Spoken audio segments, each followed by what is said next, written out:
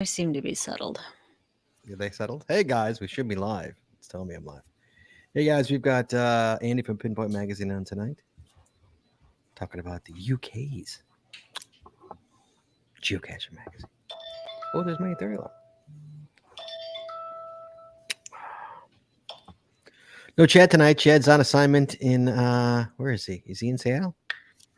He's somewhere in the Pacific Northwest on his way to Canada. Oh, is he going to Canada?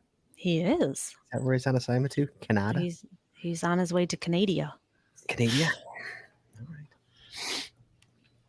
All right. I don't think we're gonna have Jane tonight. No Jane tonight, right? Jane is no Jane, just Andy tonight, unfortunately. But yeah, it should be a good show. Let's start this off. Here we go. Jess, you ready? Sure. Okay, here we go. In 3, 2, 1. You wanna know how to find it. Seek it out when they hide it. You know it's in the bag when it's an easy grab. But come on, take a chance now. Go, geocache. And if you need help, we're right there in a flash. If you got a question, just call in and ask. I cover the stash. On the Geocaching Podcast. The Geocaching Podcast. Welcome everyone. It's Wednesday. It's 8:30, which means that it's once again time for the Geocaching Podcast. My name is Scott Burks. We have Chad out on assignment, so please welcome my co-host tonight, the beautiful Shorty Nets. I wasn't prepared. I forgot Chad wasn't here, so I don't have a funny thing to say like he usually does. So tonight's episode 729, recorded live on August 10th, 2022, is Pinpoint Magazine. Phone lines are open. Give us a call, 808-468-7924. That is 808-GOT-SWAG. For you international callers, you can call us free via the web at callinstudio.com/show/GCPC. But first, Jesse. Yes. Our Patreon. Guys, before we get to Pinpoint Magazine and Andy, we got to talk about we will talk about Pinpoint Magazine. We got to talk about Patreon, Jess. Guys, cost a lot of money to make the show work. Yes, it does. Jesse knows. Chad knows. We all know. We talk about this every week. You guys, it would really appreciate if you can help us. There's 2 ways you could help us out. You can go to PayPal, make a one-time donation. That's paypal.me/the Geocaching Podcast. Whatever you give us goes straight to the bills. We don't even see it. Or, Jesse, you become a patron of our show. Jesse, do you know what I did today? What did you do today? Something for our patrons. I edited the Midwest Geobash video today at lunchtime. It's all edited. It's all up, ready to go. It's going live, 10 a.m. Saturday. Midwest Geobash. Excellent. We had a good time. Patrons will find out, did it rain this year? Did it rain this year? The $1 million question. Wonder. So, yeah, that's coming up. Patrons, you get extra audio, extra video, only available to our Patreon members. You get coins and stickers and path tags and pins and all that good stuff. Guys, next week, you got to find us. Find us in Seattle. There's a couple ways you can find us, too. Not only that, we'll get into that. 2 ways to find us. Guys, this is coming with me to Seattle. This is all this swag, this bag, all this bag of all goodness coming with me to Seattle, guys. Find me, find Jesse, find Chad. You get free stuff from the GCPC. So, but you become a patron. You also get patron-only shows. The end of the year patron giveaway, which is huge, smashing. Patrons love that. Our prize bag for that show already is like massive. Monster. Well, we have to. For last year was monster. So you want to become a patron, you can. You go to patreon.com. That's patreon.com/the Geocaching Podcast. Promotional consideration paid for by the following. Oh, I start this time. Yeah. Hi. See, this is the way it works. I don't know if you know. You're the other host. Wait, when I Chad? don't talk, you talk. Tonight's show is brought to you by Cachly. Cachly is an advanced geocaching app for iOS. It features powerful online and offline features, including filtered searches, offline maps, and offline saving of caches. Cachly has hundreds of advanced features that will make your geocaching experience just that much better. Get more info at cachly.com. That's CACHLY.com. Tonight, we're also sponsored by Logwork. Logwork are the creators of the fantastic logbook, made with genuine write-in-the-rain paper. The logbook designed for the micro-containers of the present and future, geared towards the hider who would rather go cash than do cash maintenance. Find them at logwork.com. That's LOGWERK.com. It's also brought to you by FTF Geocacher Magazine. FTF Geocacher is the magazine for geocachers written by geocachers. With 6 issues a year, FTF offers practical advice, hints and tips, cacher bios and milestones, geocaching events, trail tales, and all things geo-related. Find them at ftfgeocacher.com. That's ftfgeocacher.com. And by the Max Suds Body Company. I haven't done this one in a while. Max Suds Body Company makes handmade bath and body products from all natural oils and butters. Items such as Poison Bee Gone soap, itch spray, and 2-cent choices of bug spray, all great for outdoor enthusiasts like geocachers. At Max Suds Body, we have you covered from head to toe. Find them at maxsudsbody.com. That's MACSUDSBODY.com. And by Practical Geocaching. Practical Geocaching sells utility items for geocaching. Our items are made in the USA, and we always provide free shipping. Find them at practicalgeocaching.com. That's PRACTICAL geocaching.com. And by Arted Crafted. Arted Crafted creates unique geocaching themed tees and custom designs for you or your geocaching group. With adult sizes ranging from small to 5XL. If you have an idea for a shirt design and cannot find it, you come to the right place. Please give us the opportunity to show you how we can enhance your caching experience with your own custom design. Visit them at artedcrafted.com. That's ARTEDCRAFTED.com. And by pathtags.com for all your swag and path tag needs. Visit our website to get creative help or to trade or log tags or to purchase your own personalized path tags. With over 44,000 tags to collect, pathtags.com is everything you need to start your path tag obsession. Visit them at pathtags.com. That's PATHTAGS.com. And by Geocaching Adventures LLC. Geocaching Adventures is a full-service travel agency specializing in creating the ultimate worldwide geocaching adventures for cachers and non-cachers alike. What could be better than having your own custom geocaching bucket list vacation, all planned and led by a traveling expert? Learn more by visiting us at geocachingadventuresllc.com. That's geocachingadventuresllc.com. And finally, by GeoGo. Go caching with GeoGo, the geocaching app for Android that includes a Where I Go player, trackable scanner, companion watch app, and county finds database. If you're an advanced geocacher, GeoGo helps with powerful features like nearby cache notifications, optimized routes, offline mode, bulk TB logging, and much more. Learn more by visiting us at geogo.com. That's GEOOH-go.com. And as always, you can find links to our sponsors on our website, or Jesse, do you know? Or is it in our show notes? In the show notes. In the show notes. In the show notes. Oh, we've got some news before we get to it. First, let's just bring poor Andy. He's been sitting there. Let me unmute him. Hey, Andy, how you doing, buddy? Hi, I'm good, thank you. That was fascinating, thank you. Isn't it incredibly amazing how that works? We're not even done yet. I'm just bringing you in because I feel bad. We got some news though, so let's just we'll keep Andy live while we go to the news here. So we do have some news. Hey, Jess, West Bend Mega. Yeah. We just went to. Yeah, we did. We were there on Saturday. Did not take video because I forgot the camera, for the record. Yeah, it was really early in the morning when we left, and we were like 20 minutes up the road. And Scott went, "You didn't bring the camera, did you?" Nope. I hit 21,000. At West Bend. How about that? Applause. I don't have an applause button. Applause yourself, please. I got you. I did. 21,000. I crossed the 21,000 mark. And you tried? I tried. Almost. I came up 14 short of 15,000. I thought for sure I was going to make West Bend another milestone for me because it was my 10,000th. But I was 14 short. So maybe there's a good possibility I could make the 20th. That might be my big 15K milestone. There's your 15K milestone right there. The mega. Is that a giga yet, or is it still a mega? It's the HQ event. It's neither, right? It's neither. Yeah, it's our one shot at another giga. Nice.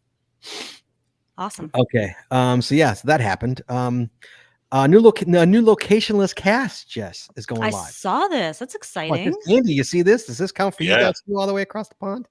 We're all thrilled over here. Yeah. Yeah. So GC9 FAVE, GC9 Fave.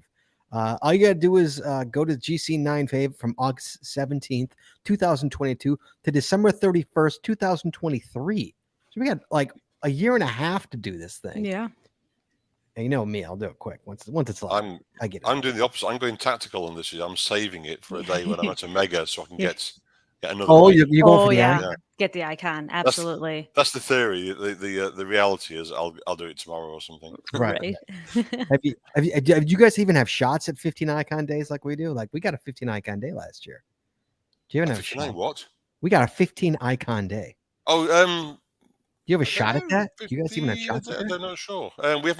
We don't have many webcams left in the UK, and Oh. I've done all the ones that are still live. So that's Oh, one so that's down for me. yeah, that hurts. Yeah. I have known some of the more morally challenged geocachers I know over here who have deleted their logs on previous webcams in order to do it again. I know. Shame on them. Shame on them. Shame, Oh. shame, You would shame. not catch me behaving like that. I feel like Right. this concept might be a page in the book. Well, I mean, in the magazine. We can get to that though. The something maybe controversial. Oh, we like that. Yeah, Mhm. we court controversy here at Pinpoint.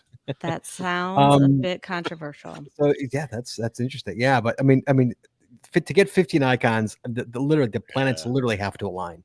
They have Right. to align Yeah. perfectly, and they did last year for Yeah. us. But like, it's a rarity. I mean, I think West Bend had a shot at 11. I think didn't you have a shot I at think 11? I West think Bend? this year they set it up where you could make an 11 icon day during And that what about weekend. can you do 15 in Seattle? Is it possible? I don't know if it's possible. I don't think so because of The 100-mile radius. I mean, it would have to be on a different day. You could do it not on Saturday because Saturday they're not allowing right. Anything else? ancillary events, no Yeah. other events. Yeah. But I don't know. It's I'd a have to perfect look. alignment. They can do a community celebration event the same day. That's often what we do here with megas now. Is that there's a mega, then in the evening, community celebration Right. party. Right. But then Right. you also got to get that Ceto in there, and you got to get. Yeah. We also Mhm. we lucked out when we had the maze, and Right. we Yeah. had Ceto, and we had a webcam, and we just hit it all. I mean, Right. And But we drove Project- like 2 hours for one of them. Project Ape. Yeah, We'll go get Ape that. Cache, Yeah, we're gonna get that. Yeah, we're going to Seattle Mhm. next week. So yeah. Mhm. be jealous, Andy. There's none of those over here. Apparently, there was once Project Ape Cache over here. I think it got archived with 0 finds Aw. Oh, back in the day. Yeah. well, Illinois had one back in the day too. It did. Uh-huh. I think it lasted a year Mhm. and a half. I think, or Yeah. something like that. Yeah. Yeah. Yeah, we had one close. So a year and a half we have getting back. New locationless cache, a year and a half to find GC9 fave starts August 17th. Andy, you didn't get the other one? You didn't get the one, the GC neat or nine? Yeah, I got that. GC8 Yeah. neat. 8 I neat. did that one at the mega. I went to the Beethoven mega in Bonn, Germany, Mhm. Oh, The- nice. just before lockdown. Yeah, Just we did that before one lockdown. over. Yeah, And then Yeah. there's the GC8 frog also. So this is the third location list. yeah, Oh, the frog one too. I yeah. forgot about the Mhm. frog. Is the frog one still doing the rounds? Yeah, I Mhm. just saw Signal. He's still wearing the shirt. Yeah. Yeah, I'm Mhm. sure I saw a banner or something at the Mhm. UK mega last weekend. Mhm. Yeah. Yep. So that's the news. That's all we got in the news that I've got. No, I'm lying. But okay. So Do we want to Jesse, get to that now? yeah, I think we have to just get it out. Okay.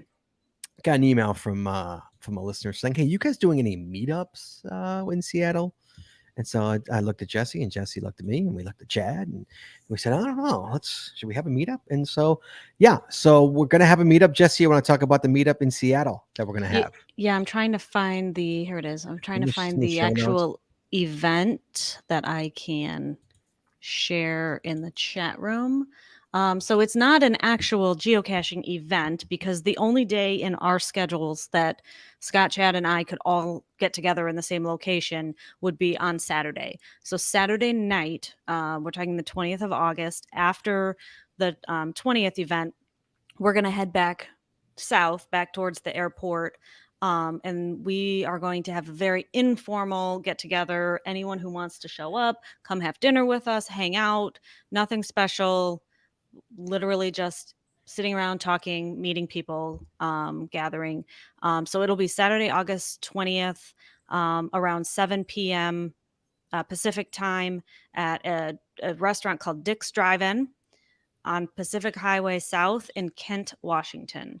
I did create a Facebook event for the information, so I'll throw that in the chat room, and I will also put it in our show notes. Thank you. And Yeah, that's on the GCPC Facebook page. Yeah, and we will post it through socials periodically Yep. next week. Also, we are also going to, I think we're going to have a booth at the event. Mhm. So I don't know, we have not given a time yet, but it'll be like for an hour. So you're going to have, if anybody listening to this, you definitely want to meet me, Jesse, or Chad. There's 2 times you're going to, you may find us in the crowd, and God bless. By all means, please come up to us. Don't be afraid. You're not bugging us. And or you can either go to the table, which we will have. I don't have a time yet, unfortunately. I'll let you guys know. Or you can go Saturday night and meet us and have dinner and just chill. I mean, we all got to eat. That's what I figure. We all got to eat. Might as well, like, hey, you want to come here? We tried to make it an event, guys.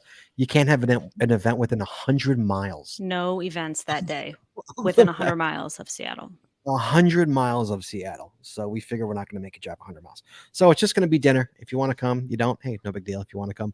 But it's supposed to be this Dick's Drive, and it's supposed to be legendary. It's supposed to be really good food. So we picked a place that's supposed to be really, really good food. So looking forward to it. So if you want to come August 20th, Saturday, August 20th, 7 p.m. Dick's Drive-In in Kent, Washington on Pacific Highway South. Again, there'll be a Facebook. What is it, Jesse? A Facebook event? Yeah, I created a Facebook event. I put a link to it in the chat room and in the show notes. And yeah, we'll push it out on social media over the next few weeks. And once I know when our table time is, we will let you guys know that as well. So there you go. At the event. Yeah, you're buying. I'm not buying. You're buying. I'm not. You're buying. Who's buying my dinner? Right? I'm buying your dinner. I'll buy you dinner, Jess. All right. That's all we got in the news. We do have one email though, Chad. You're not Chad, you're Jesse. I'm not Chad. It's just Chad just rolls off my tongue. I know. It's habit. This is from Lost Ken. He says, "Hey kids, love the show. Very bueno, Jess." Thank you. But they all are. Thanks for all of them. I seldom have the opportunity to watch live due to work. Jesse and Chad had asked listeners to tell about their favorite geocaching related apps. This is from a show Jesse and Chad did. I was not on, a couple shows ago? It was a few weeks ago, and mine is OnX Maps. OnX Maps. There are 3 types: hunt, off-road, and backcountry. These maps have all your standard type topo, satellite, and street views, and a 3D option. Tracking and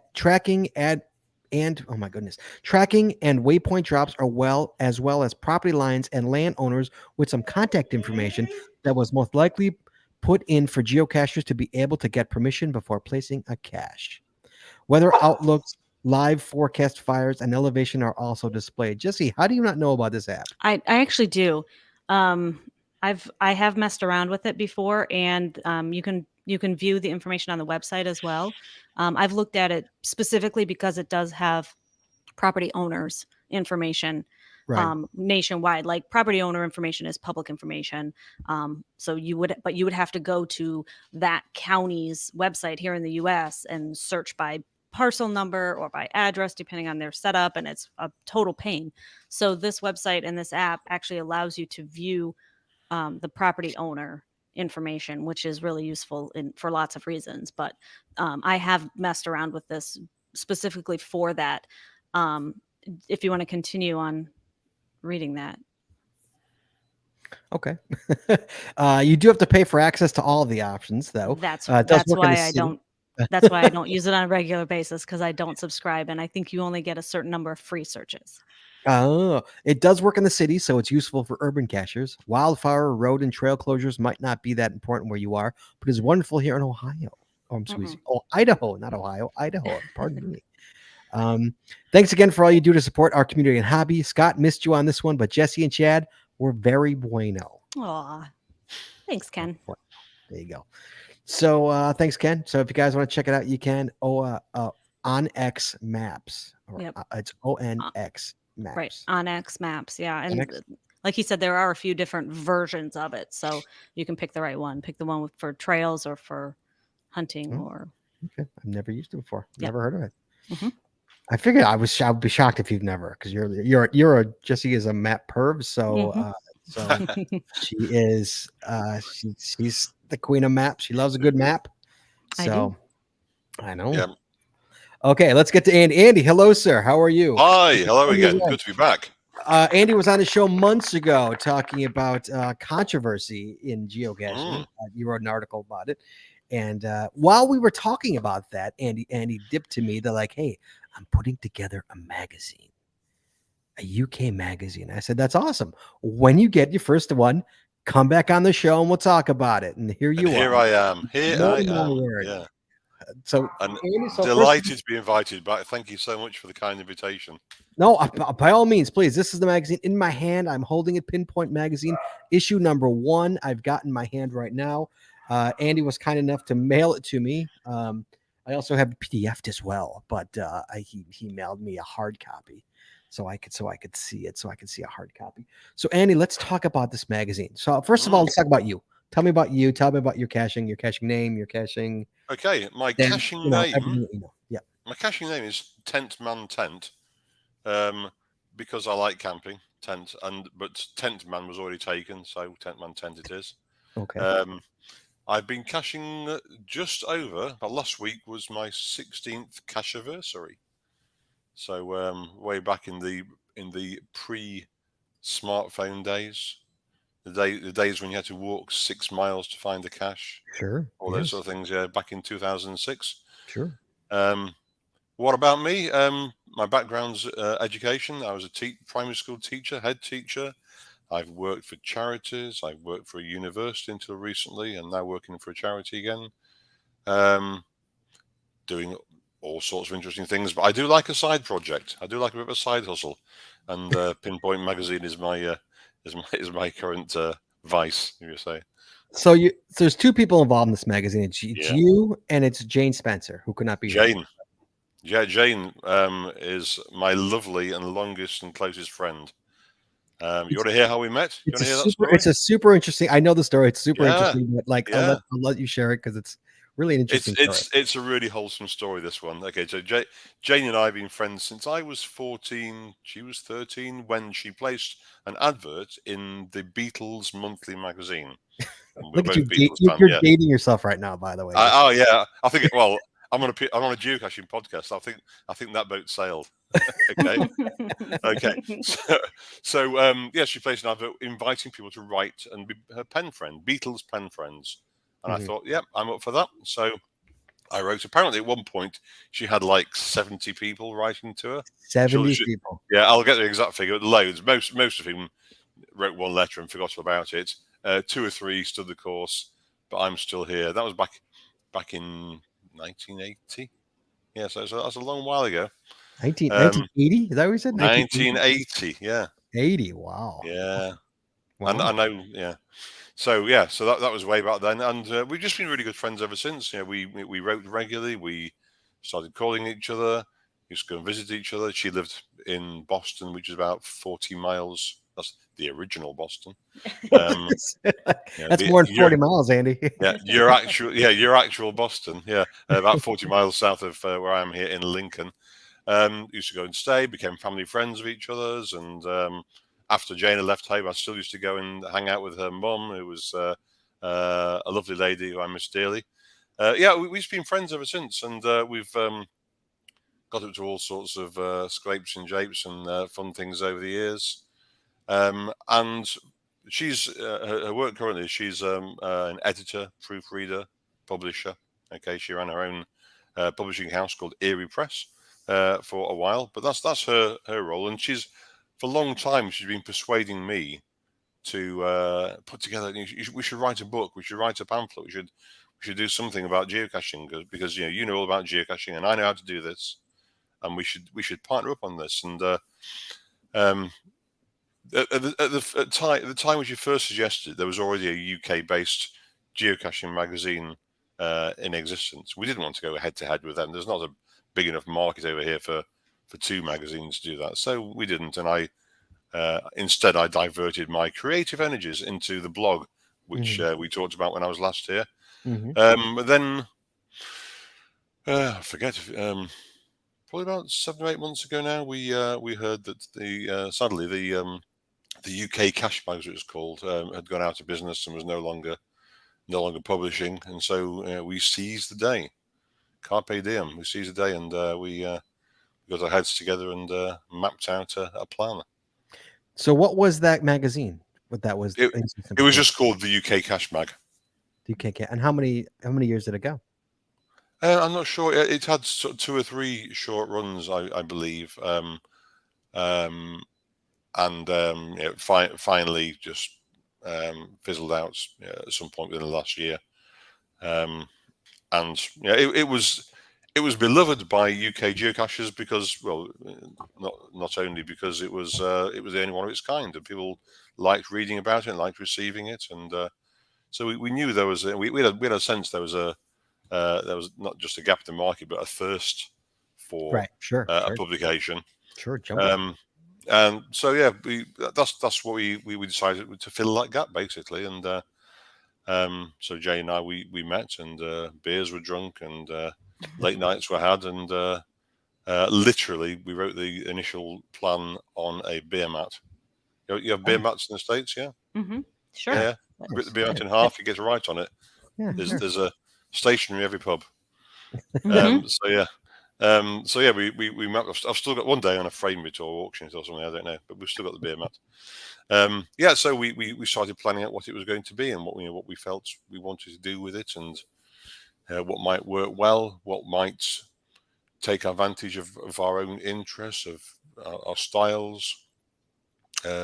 Jane from a design point of view, me from a sort of geocaching and writing point of view, and we slowly started to put together an outline for what became issue 1. And so you have this idea, you have this outline, they got to pay for it. Yeah, well, that was. So, I'd like to think this was our masterstroke, because I think one of the things, strokes beard, yeah. One of the things that I think the previous magazine had struggled with was sort of viability. Never quite having enough money behind them to keep going. That's my, I don't know that for sure. That's my interpretation, is that it was they were chasing sales a bit, perhaps. Mm-hmm. And which is a difficult thing to do. My heart does go out to him for that, because he tried I saw events all over the UK, and in fact in Europe as well, I think, where he was selling and pushing and promoting the magazine. So he didn't try. But what we wanted to do was to sort of reassure those who'd no longer got access to that magazine that we would be viable. We wanted to promise that we knew we were going to be able to do the magazine for at least, say, a year. And so we did a crowdfunding, a Kickstarter campaign to launch it, which Jane's very experienced in, because quite a few of the books that she's published with Erie Press were done in just that way. We don't have $500,000 in the bank to back these things to attract sponsors or whatever. So that's how she's published her books, and that's how we decided to launch Pinpoint through a Kickstarter campaign. And go ahead. Sorry, go on. Finish. Well, the way that works really is that we invite people to back us, to support us, become a backer of Pinpoint, and we defined 3 different levels at which they could back us, 3 different reward levels. The lowest reward level was just promising enough money to buy issue 1. The second level was backing it for 4 issues, because it's a quarterly magazine, backing it for a year subscription, and the top level was a year subscription and a specially minted Pinpoint Geocoin. So the idea is that no money changes hands. You promise money on the website until you've met your targets. We spent quite a long time calculating that target and working out what we would need to be viable. And so therefore, once the campaign's over and you've reached that total, that target, then the money is taken from people's banks, and you're viable, and you can say we're a go. We go. Sure. Okay, so you created this crowdfunding. You thought there was a thirst for this magazine. Yeah. How long did it take you to hit your goal? 3 days. 3 days. Yeah, 3 days. Goal. I know. It was a 3-week campaign, and Jane's experience said that short and snappy are the best ones. If you have a campaign that lingers, like political campaigns, the ones that linger on for months are the ones that are less likely to win the race. And so I thought 3 weeks was quite short, but Jane said no, let's go for that. But yeah, within 3 days, it was just it was as we say over here in England, it was flipping mental. It just went, yeah.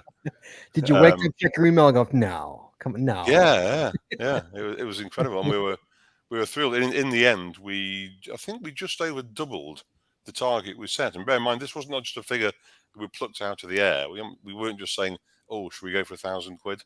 We were spreadsheeting the out of this. Right. We were measuring it and calculating all sorts of possible things it might cost us to do that. Website costs and publishing costs and commerce costs, all that sort of thing. So we weren't going to have any surprise bills. We hoped. Mm-hmm.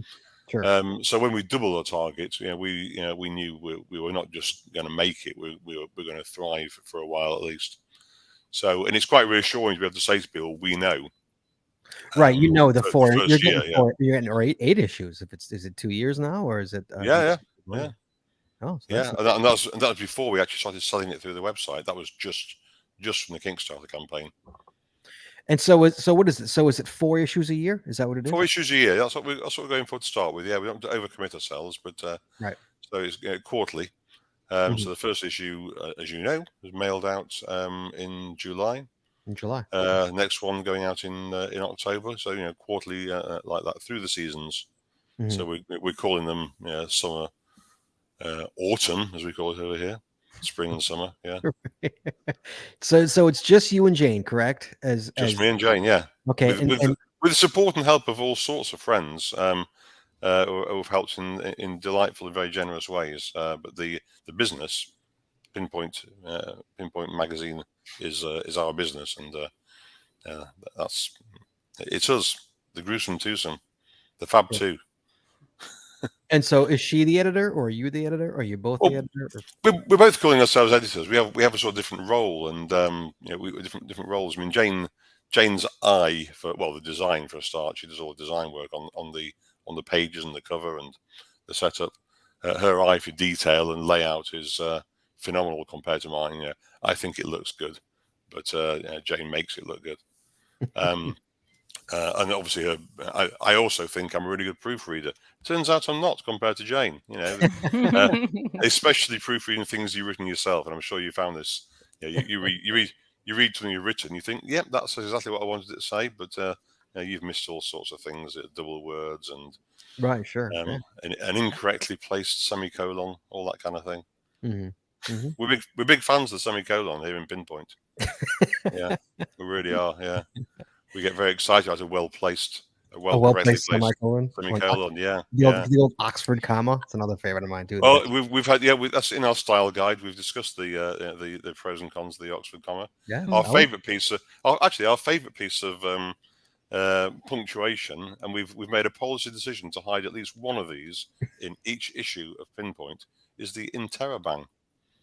What is that? I'm an English major. I have no idea what that is. Interrobang. I'm not quite sure how old it is, but when you're texting and you phrase something as a question, that's actually also an exclamation mark, and you end up ending your text with both an exclamation mark and a question mark. And interrobang is both of those, one laid over the top of the other. So it's a question mark with an exclamation mark through it. It's really hard to do on a desktop keyboard. It's easy to do on a mobile phone. So, so listeners, look out for the interrobang in every issue of Pinpoint Magazine. There's a prize. There's a prize for anyone who spots it, and the prize is our very best wishes. One thing I love, speaking of prizes, that I really liked, I enjoyed about your magazine, is that you've got a bunch of contests in here, like spot that all over. Is there more than 2? I spotted 2. Is there more than that, or was it only 2? Well, we definitely wanted to make the whole experience as interactive as possible, because at the end of the day, a 2D publication, literally and metaphorically, can be a bit flat. It can be passive. You read it, you take in what it says, you look at the pretty pictures, etc. But to actually engage the magazine, get people to look into it and respond and reflect back, and we wanted to find as many ways as possible of doing that. Simple things like using QR codes, having web links and references and all the sort of things like that. But the competitions was one thing we thought from the start, we must do this. So we've got I've got this one up right now. I'm going to show it up real quick. I love this. This is great. Spot the cache. He's got a Spot grid the with cache. ABs and ones across. Like Yeah. you pick the box. I don't know how well this translates though to the US though. It's a Scott, beautiful because, picture. yeah. Oh yes. The You, picture picture was submitted by Ian Davison. Really you good pick photographer. you pick a box. You email it to them, and if you win, if you happen to by chance win, what do you get? You get a coin, don't you? You get a special Geocoin. limited edition Pinpoint Geocoin. See, in the UK, it's UK soccer matches. Soccer, thank you. Traditionally, yeah, okay, football. Traditionally, in the program at a football a football match, there's something called spot the ball, and usually with spot the ball, what it is a photograph of a shot from a football match, but with the ball removed, and you have to work out where the ball was. Okay, so it's a sort of pun on that, except in this case, there is no, there's no correct answer there. We just randomly chosen where we think. You just randomly chose one. That's in an envelope sealed in Jane's desk drawer. Love it. And when the day comes, we don't even know what it is. Jane's daughter chose the square. She sealed it up and put it in the. So when the day comes, we'll open it up and find out who's guessed the correct box. I love it. Second one, a puzzle. Solve the puzzle. Yeah. I don't want to show it too much. Solve the puzzle. Email them the chords, and you get a shot. I'm assuming again also at a Geocoin, don't you? Absolutely, that's right. I love it. That's fantastic. Yeah, well, there's two sides to this. We wanted one of the things we talked about was, and I often come across it. I quite like puzzles. I come across lots of friends who say, "Oh, I just ignore puzzle caches. I can't get my head around. I've got no idea where to start." So one of the idea was just issue by issue, just to teach people some simple puzzle solving techniques. And so the idea on that page is that one half of the page teaches a new technique or a new way of solving a puzzle cache each time, and then the right hand page is an actual puzzle to solve. And the way we're doing it actually is we've actually placed a cache out there. So for each issue, we're going to place a real cache out there. They're probably going to be UK based, but who knows? We're going to reach out. But that doesn't stop you from entering the competition though, because there's two. You can just go out and find the cache tonight. But to enter the competition, you need to be in the magazine. This guy magazine. Email the magazine. Yeah. Email the magazine. That's right. So you solve it, get the coordinates, and we have an email address set up, which is the coordinates, North 53, blah blah blah, at gmail.com. So you email that with your details, and you only get a response back if you got the right answer. So that's how you know if you won, and that's how it's from that inbox we'll know who's correctly solved it and therefore enter the competition. So we'll randomly choose a winner from that inbox on the day. So that's really good. Yeah, really happy with that. You wouldn't believe the amount of testing I did for that to make sure we hadn't we hadn't goofed on that. So I'm quite happy with that. I'm very happy with that. Jim RKY says, I especially like geocaching etiquette. Great for yeah. Your geocaching etiquette article. Let's talk about articles real quick. Let's talk about the geocaching etiquette article is written by my dear friend Pete Mason. Now Pete's maybe listening to this because Pete's a lorry driver and he drives at night. He was texting me a while ago, and he's from the north of England. He was trying to persuade me to get as many random, obscure Northern England phrases into my talk tonight as I possibly could. Okay, because I wouldn't even know if he did. I wouldn't have. Well, so for example, if he didn't, I might upset him and he'd get Mardy. So there you go. There's my first one. You get a bit Mardy. There we go. Okay, thanks, Pete. That's for you. Okay, yeah. So Pete loves writing. Pete used to run a fanzine, a football fanzine for his favourite football club, so he enjoys that, and he's contributed a couple of pieces to issue 1. And I think if I left him to his own devices, he would write every issue cover to cover. He loves it that much. So he's great. So the geocaching etiquette was a tongue-in-cheek article by Pete. Pete and his wife Tracy run the podcast show, which is a monthly geocaching podcast here in the UK. Sure. Yes, it's as you read, it's really nicely written. Nice bit of tongue in cheek there. Really pleased with that. And that's a great example of how I've called upon my friends and contacts, my network, to help us with the first couple of issues. Mm-hmm. So is it? I'm gonna bring in the elephant in the room here. FTF Geocacher Magazine. Is it like FTF where you want people to send in articles to you? We do. Yeah, we very much do. We encourage people to contribute. We want to make that's part of the interactive experience. I think we want people to sort of read it and say, I think I could do a job on that. I could contribute that. And whether that's just writing into our letters page, just that's fine. There's some regular features we're doing. We deliberately done that where we've got features that we intend to return issue by issue, so you can sort of see the framework, you get the idea of the kind of thing we're doing, and say, I could do one that would fit in that. So, for example, another good friend of mine, Ben Sponge3, has written a diary for the month. So he's just written a little diary of I like that. all the kind of things he was doing month by month. And we try to pick different caches each month. We've got different styles of caching, different locations, just to sort of demonstrate the variety and the breadth of caching that's out there, and just general interest as well. So that's, for example, is one you might say, how can we go at that? I've had quite a varied month. I can make some notes on things I've done. I've been out maintaining my series. I've been to a mega. I've listened to the geocaching podcast, etc. All those sort of things. So there's little examples. Have a look at the magazine, look at the articles, and either think of your own fantastic piece on some theme or some event or series you've done, or just look at the articles we've got there and think, I could do something similar to that. And there's a page on our website where you can look at the link that says "Write for us" and find out what we want from you, how many words we want, and how many pages that would equate to, etc.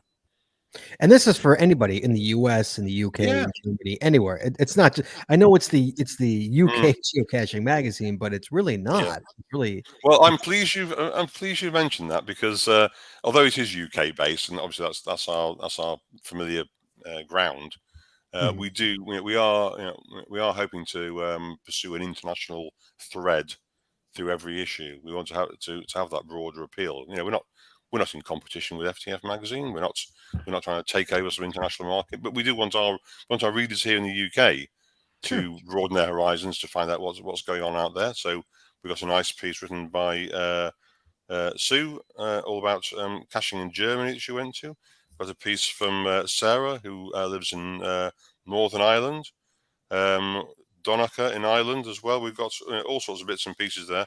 And in the next few issues, we've got pieces from California, from Hong Kong. Where else? Another German one, actually. Yeah, Germany's a big centre for geocaching, obviously. So there's lots to go on there. Yeah. Germany. So yeah, we want both to broaden our own UK-based readers' horizons, but also appeal to the international community as well. People like yourselves. We've been talking to Sunny and Sandy on the podcast, and to other people all around the world who are keen supporters and keen to promote Pinpoint Magazine and to contribute to it. We've even had a subscription from Norway, which is great. Yeah, wow. I met our subscriber from Norway the other day at the UK Mega. That was. Did you really? Wow. Super. Yeah. He came over for the Mega. Haven't had one from Australia.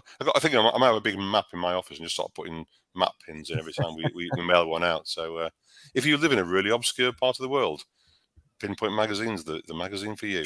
Okay, yeah. Anyone there in the Vatican City or Lithuania? We want to hear from you. So I know that I'm pretty positive with FTF Geocaching Magazine, and I might be wrong, but I don't think I am, is that if it's overseas, he's no longer sending a physical magazine. Overseas gets sent a PDF version of the magazine. Mm-hmm. Are you sending a physical magazine to Norway, Hong Kong, and to the US? Or are we getting? We are. Yeah, we are, but obviously the postage would be at the subscriber's expense. Part of our USP, if you like, one of the things we want to do was to produce a print magazine. That's a product. That's what Jane and I know. That's what we felt people wanted. We may revise that policy, if you like, in the future. But for now, we're keeping it simple. We're sticking with a paper-based magazine, something you can hold in your hand, and something that will fit into an ammo can. I didn't even think of that. Yeah, it is. Yeah. Think of that. I tested it in the ammo can in my front yard. Wow. I don't want to put my first one in the ammo can though. I did that with Geocacher. I gave away my issue 1, and now it's like valuable. I'm not going to give this one away. But Yeah. yeah. So anyone can write in, correct? Yeah. Anyone in the US, anywhere. Okay. Yeah. And then how do you choose articles? Are you like, say I write something for your magazine, is it going in, or is it? Maybe Should it I, is. Maybe it should I, is. should I call? Yeah, Should I hopefully it email is. you Yeah. and say, "Well, you looking for a certain topic?" Or That's what we'd like. We'd like to encourage people if they've got an idea for something a bit different or a bit new, just to drop us a line, maybe write us a paragraph saying, I'm interested in writing about this, and we might say, yeah, that's great. How about doing it from this angle? And just to help shape them before they go off and write 2,000 words, whatever, then come back to us and we say, that's not really what we want. So yeah, we very much like to hear from people first about what their idea is. Also, to make sure we don't end up with repeats of things we've already done or things we've got in the pipeline, sure, or whatever. So yeah, we will listen to all ideas, and then at the point when we're putting the magazine together, we'll look at what material we've got. We might try and look for themes in the future, for example, and links, articles that go well together, articles that don't sort of cover the same sort of ground in the same issue, all those sort of things, and lots of other editorial reasons, and maybe it just needs rewriting occasionally. You never know. Hopefully not, but we are editors after all, so we may tweak things ourselves. But on the whole, we want to hear the voice of our contributors. Mm-hmm. But yeah, anything gets submitted and gets a chance of being in Pinpoint Magazine. No promises, but and we hope to be in the position of having to turn things away because we've got so much material. To me, that's really wanted. Or we just do more pages or more magazines. More. Yeah, onwards and upwards. Yeah.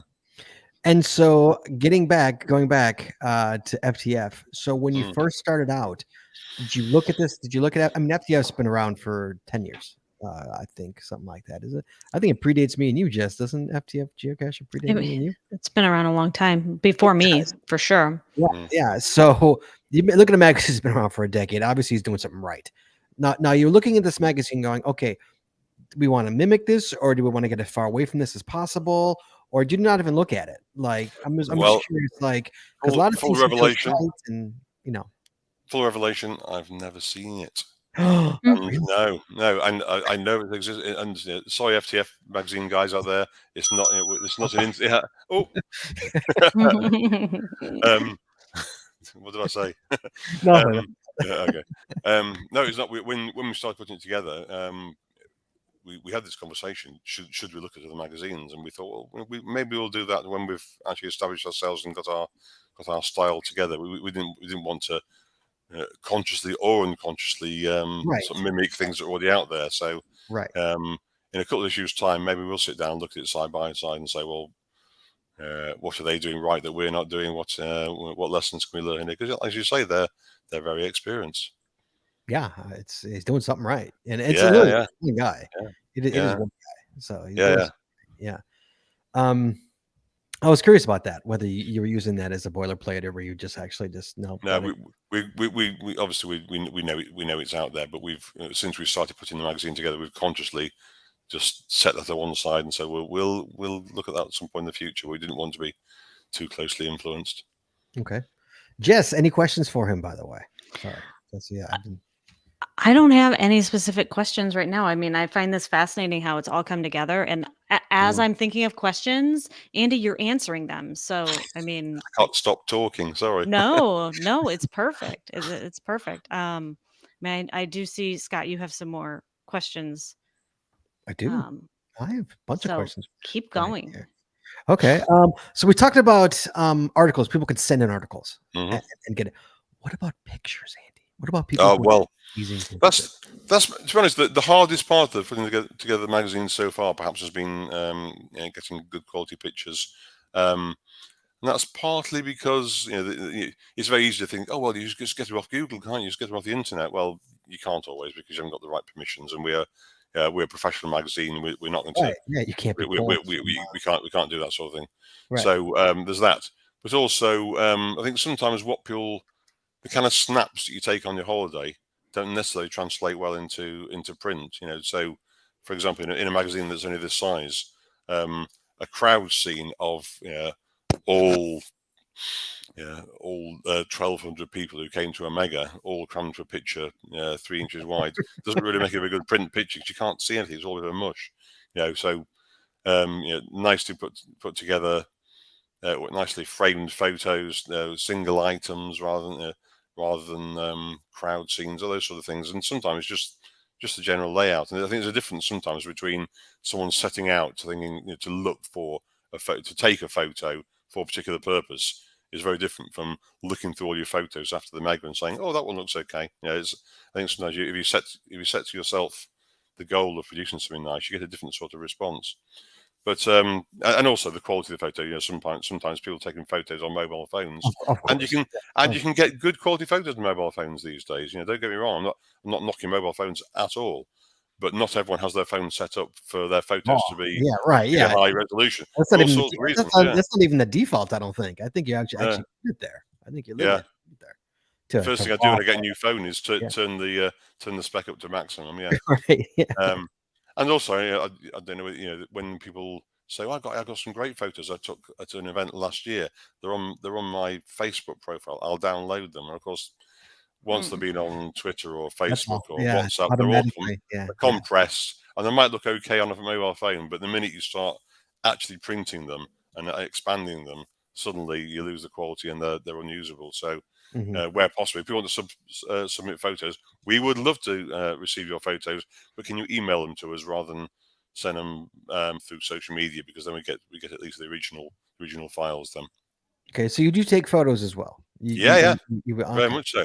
In fact, at the UK Mega this last weekend, we had partly for that reason we had a mega photo competition where we invited people who were at the Mega to submit a photo they'd taken at the UK Mega. So we have an inbox for that, and we're in a couple of weeks' time we're looking through all the submissions for that. So I just to encourage people to send some photos in. So and that's another example of how to win a Pinpoint Geocoin, which are currently in China being manufactured. So they don't exist just yet, but they would exist on paper. That's what they exist on paper, yeah. And the mold has been made apparently. I know that, yeah. Right. First time I've ever been involved in making a geocoin. It's perhaps the single most exciting part of the whole thing. Yes. I'd have to say, Jane does cache a bit, but she only got to know caching through me. And when I suggested the geocoin, I think she was probably skeptical at first, because you either get geocoins or you don't as an outsider. I'm not sure initially she got what the appeal would be, but the evidence from the Kickstarter showed that was if I might say it myself, it was a masterstroke. People really wanted the Pinpoint Geocoin, and I want a Pinpoint Geocoin. I got to figure it out. Yeah. Absolutely. Well, maybe if you enter the competition and win, Scott, you can. Trust me, I'm going to enter it. I promise you. Yeah. So is the magazine? I know you got one's in the can. Two has got to be probably pretty close to being in the can. I'm assuming. Yeah, we've got just about all the material for issue 2. So and, we'll be doing the designs starting designing that in a couple of weeks' time. So is it? Are you set now? Is it still evolving? And you think you got it locked in? How the magazine is going to work, how it's going to flow, or is it a constant? Is it a moving target, or is it like pretty you think you got it pretty locked in now? On one hand, we think we did a good job of issue 1, but I'm also quite sure that when we look back at issue 1 in a year, 2 years' time, we'll think, "Oh, look how far we've come! Look how much it's changed! Look how much better we are now!" Because these things, there's always development and sort of teething issues, or things that elements that you think will be a huge success that actually no one engages with, and so you go in a different direction. So until we get feedback from people, and we do want to hear your feedback, folks. We don't know, for example, whether they want to hear about caching in Germany or caching with a baby, or whether the article about the Master of Mystery series is something they're interested in. Let us know, because we want to be responsive. It's not a vanity project. I'm not writing about things that I like. In fact, there's a piece where we've commissioned for issue 2 about Snag the Tag. Snag the Tag? Sure. Oh, yeah. I know nothing about Snag the Tag at all, but my friend Murray, he's really into Snag the Tag. So I said, well, write me an article about it. And then if I can understand your article and I think it's great, then other people will as well. So Sure. That's just an example of things that not part of my experience at all. But he loves it, so we're going for it. No, Snag, it's been on the show. It's been, I guess, Yeah. on the show. Mhm. Okay. Great. So, yeah. I think I remember hearing that one actually. Yeah. So someone in the chat room's asking, Andy, why don't you have a path tag? What's going on with how come no path tag? Ooh. Maybe one day. Path tags aren't as big here in the UK as they appear to be in the US. Yeah, they're huge. They're pretty big here. Yeah, they're not really here at all. I mean, I was on the committee for the UK Mega last year in Lincolnshire. We didn't make any path tags. No, Wow. and I don't think this year's Mega did either. No one was that bothered. Yeah, occasionally I come across someone who is an absolute path tag fanatic. I can think of one guy in particular who's a huge collection of path tags. But I may stand corrected here. Maybe there's a secret underground path tag community somewhere in the UK that I'm unaware of. But doesn't really come my way. And the feedback I often get from people who, when they first find one, is they don't know what to do with it because they think it's a geocoin, and they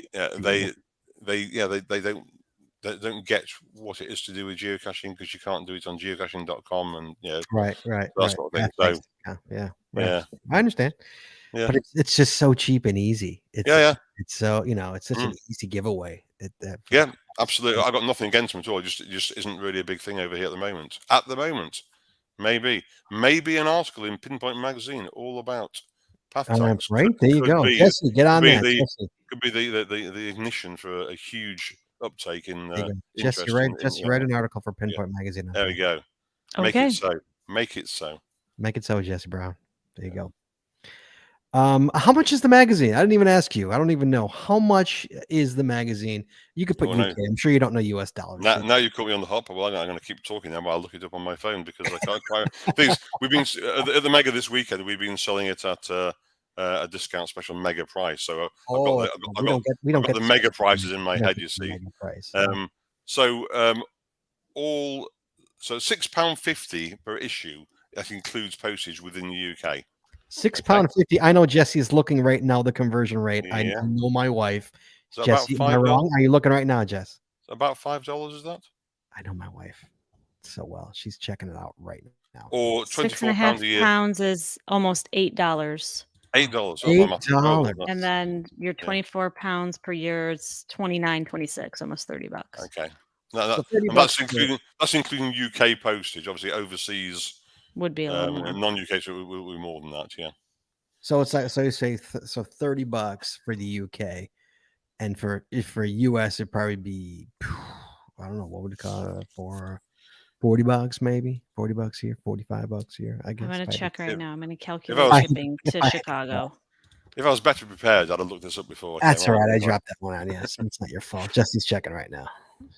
She's my go-to. Calculate shipping would be about $24, 24 pounds a year. So it'd be about 48 pounds. So that's double. So it's almost about $60. $60 a year for 4 issues? Almost 58 and some change. Yeah. Or you could find a really cheap flight. Right. Come over here and buy one off me at an event. That might be cheaper. Well, I'm going to tell you something. I'm going to tell you something, Andy. I'm going to tell you this online too. One thing FTF does well, is that he has an iPad app. Yeah. That you go and you could download issues, PDF form, download issues through the app of his magazines for like, $3, and you could read them on your iPad.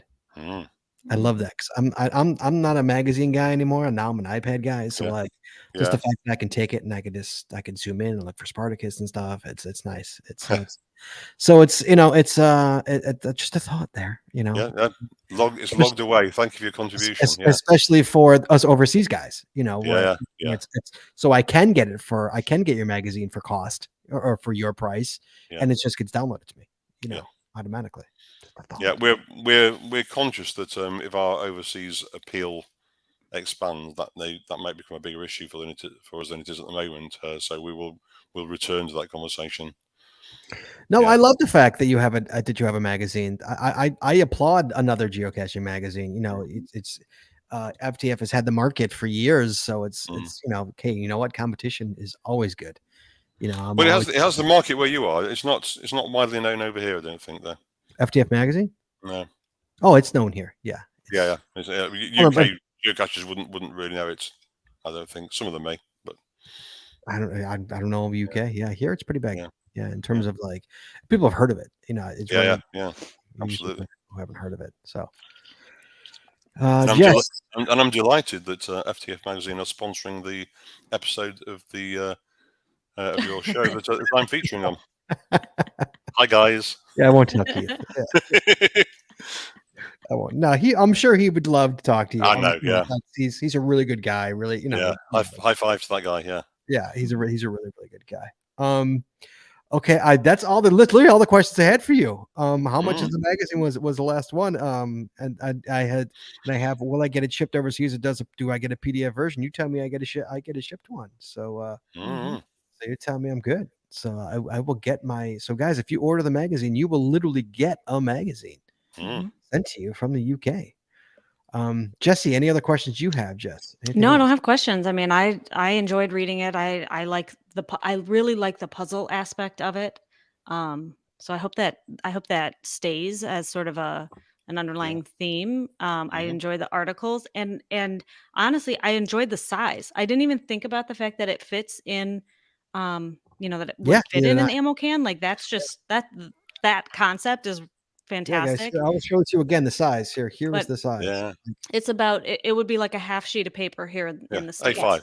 A5. Yeah. Yeah. Here's a half sheet. Right. Here's a half sheet of paper, just to give you an example. So it's a folded piece of paper, and that's the size of the magazine. Yeah. Yeah. But it's just the perfect size. It is. I agree. And Andy, I'm not going to let you get away. I'm not. You are not getting off this podcast until we talk about page 40. Ah, yeah. Pinpointer. Okay. Guys, one of the things I'm assuming, I'm guessing you wrote this, Andy. That's my guess. You could not confirm nor deny, but I cannot confirm or deny. Yeah. The title of this one, guys. This is at the end of the magazine. I'm assuming. I hope this is monthly. Is this gonna be a continuing thing? Quarterly. Okay. Pinpointer is a regular anonymous feature designed to provoke debate and stimulate opinion. The first issue has got geocaching is just organized littering.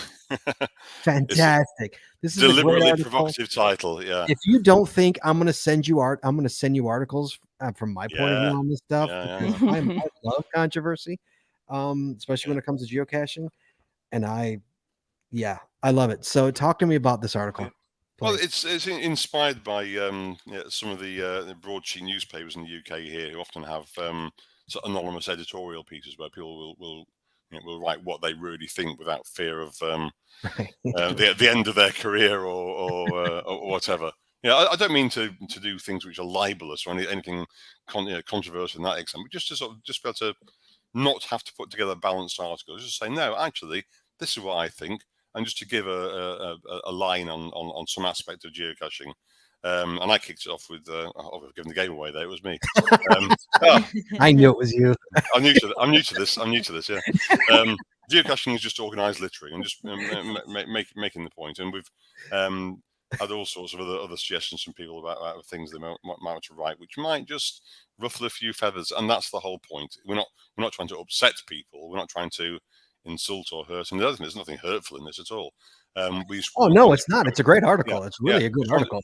Just want to provoke a bit of debate. Just want to get people to say, yeah, that's true. I hear what you're saying, Andy. But on the other hand, right? Yeah, you're not wrong. You're not wrong. Yeah, you're not wrong. But well, absolutely no. That's what I say. Like, and I have these opinions constantly, but a lot of times I'll tell my wife, and that's it, because publicly, I would get blasted. It's a subject that's dear to my heart, because a couple of years ago, there's a side story. A couple of years ago, I had one of those days where, when you see something happen, you experience something, you think, this is ridiculous. Why is that allowed to happen? If I ruled the world or the country, I would ban that straight away. And you start putting together these sort of set rules of how you think the world should be.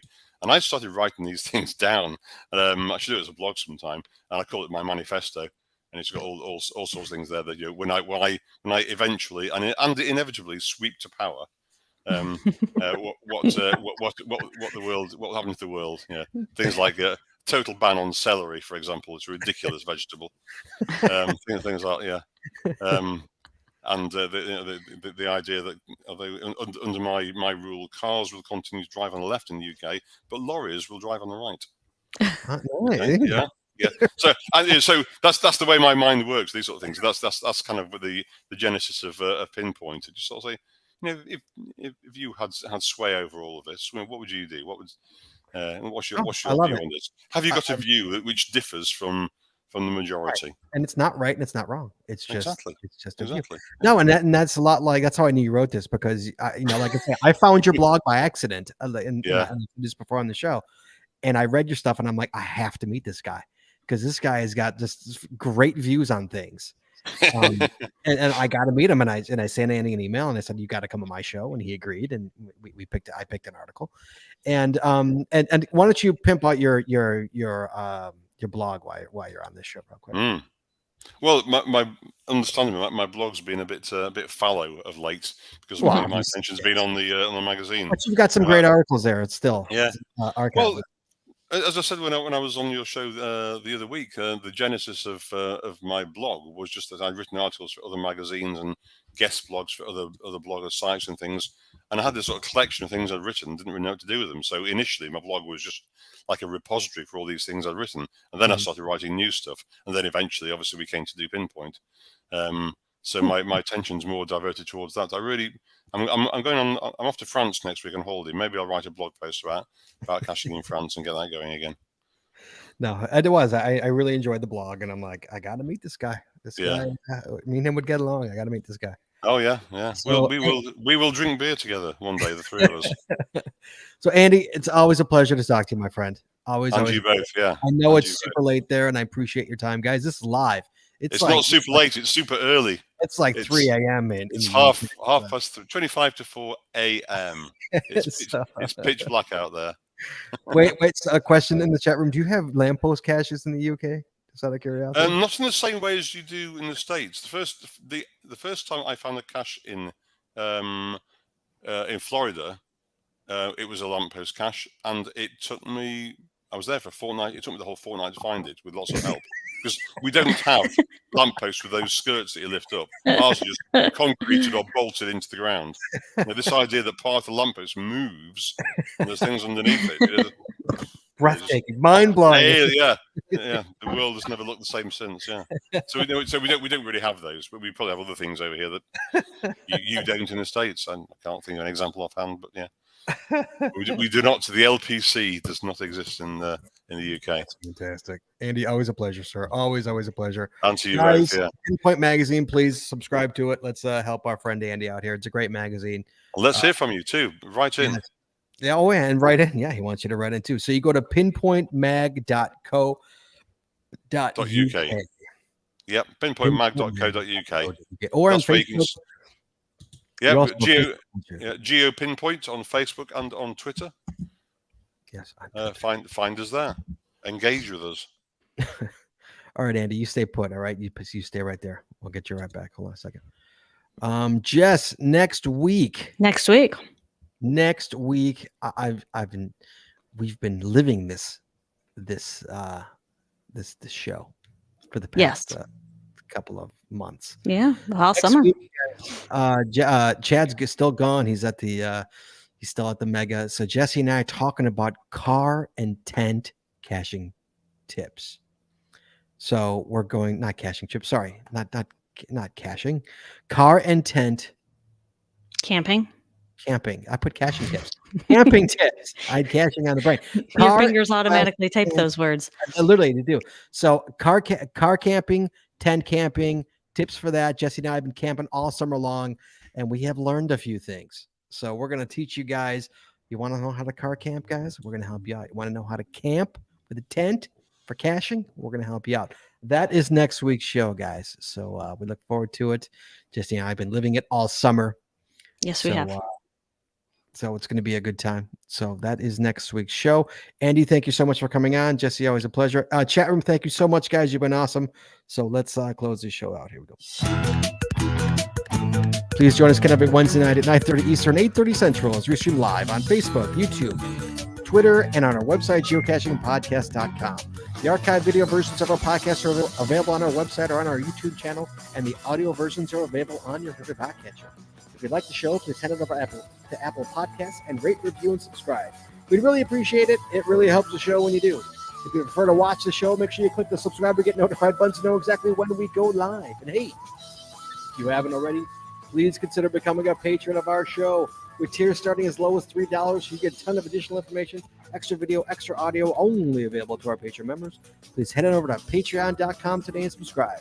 That's patreon.com/The Geocaching Podcast. Thanks once again to our sponsors, Cachly, Logwork, FTF Geocacher Magazine, The Maxence Body Company, Practical Geocaching, Art and Crafted, PathX.com, Geocaching Adventures LLC, and GeoGo. Please visit our sponsors, and when you make a purchase, you tell them the GCPC sent you. That's all we got this week, guys. We'll talk to you guys next week. Talking geocaching, taking your phone calls. In the meantime, be good, be safe, hug your loved ones, and we will talk to you guys next week.